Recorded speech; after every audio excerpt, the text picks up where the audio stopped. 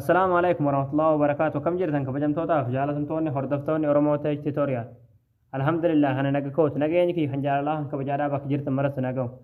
دعوتكم كي فيديو راكن كيسة حالة فيسبوكي كيسة فولوي تبناتشو دندسني نسمبرسيس. أكسما أكنامني فولو وسنجودوف بك عادي سنبالسني نامني أك فولو كفاي سنجودوف فولو كفر خايجتشو دندسني نسمبرسيس. يعني بك عادي سنرابلسني bakka aad friend jettu sani bakka namni aadiitti nama gaafatu san follow qofti akka teessu jechuudha isin galee yaani akka namni follow qofaa isin gochuu danda'u jechuudha. Gama barumsaatiin darbuun duratti warroonni YouTube chaanaala keenya faaroo taatan baga nagaa nuuf ta'echaa chaanaala keenya subscribe godhachuun dagatanaadha. Yeroo subscribe gootan barumsuun asirratti dabarsinu guyyaan nama dura akka isin bira ga'uuf mallattoo notification sana kilik itti godhaadha.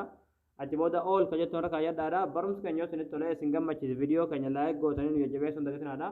Barumsaan karaadhaa sin darbee YouTube channel keenya jala seenaadha viidiyoo baay'eetu jira irraa baradhaadha waan isin dhibee gaafii isinitti ta'ee komentii jalatti nu barreessaadha egaa gamanuma hanga barumsaa sin dabarsaa hanga xumura viidiyoo keetti obsaan faana turaan hordofaa isiniin jira.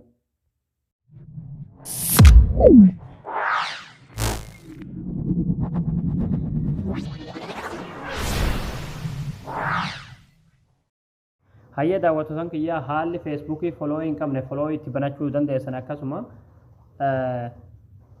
feesbuukii keessan namni akka foloo qofaa isin godhuuf bakka aad friend jettu san balleessitanii foloo qofaa dhiisuudhaaf wanti gochuu qabdan feesbuuk keessan irra galtanii achi booda sarara sadeen kanatti kilikni gootu achi booda sarara gadini buutu siiting in private kan kilikni gootu ammallee siiting is kajoona kilikni gootu ammallee asirra gadini buutu asirratti follower kajoona kilikni gootu achi booda fuula kana sanii fida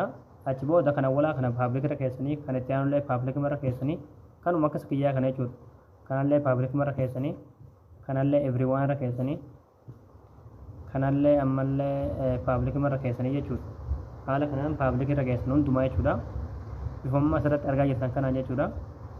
yeroo haala kanaan public irra keessan jechuudha Facebook keessan follow itti banattanii jirtanii jechuudha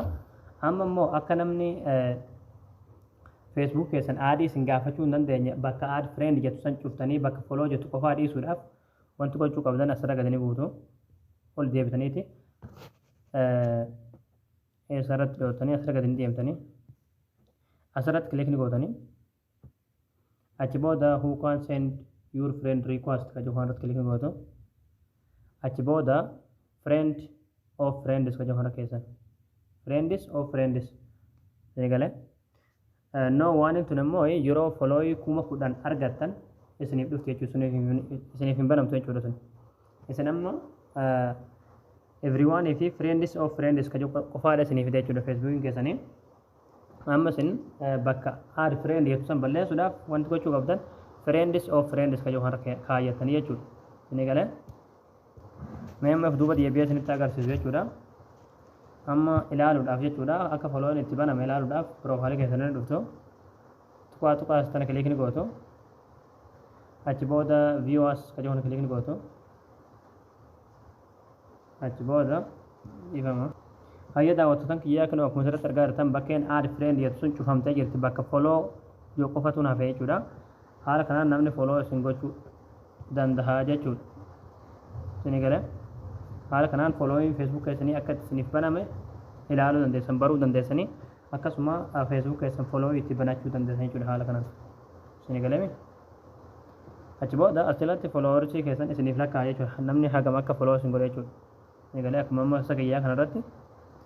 tokkorraa lamarraa sadirraa jedhee akka isiniif lakkaa'u eegala jechuudha. Hayya daawwattoota kiyyaa isin galee jedhan abdii qabaa barnoonni keenya har'aadha asirratti raawwataa barumsa bareedaa karraadhaa kan argachuudhaaf chaanaala keenya faaroo ta'an subscribe gootanii maatii keenya ta'uu dandeessanidha. Akkasumas viidiyoo keenya kana namni baay'een argee karraa faadumulaa share waliif godhaadha barumsa birootti nagolti deebinutti waan hordoftaniif galatooma.